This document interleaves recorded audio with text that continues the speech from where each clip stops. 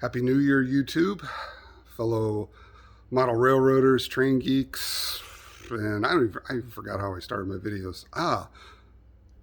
Model railroaders, rail fans, foamers, and train geeks everywhere. Anyway, so still working forward to making my N-Scale Utah belt, but had a little setback.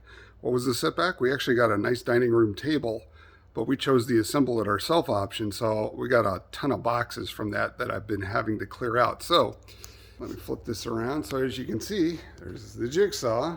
I'm sorry, the miter saw.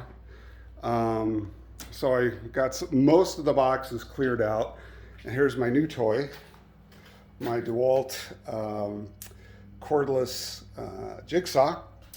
It's funny, I was starting to use it, but my batteries need recharging. So anyway, that's the update. Just wanted to check in. Been busy, had family come in for the holidays, and had a very enjoyable Christmas. Both my daughters and my son-in-law were here.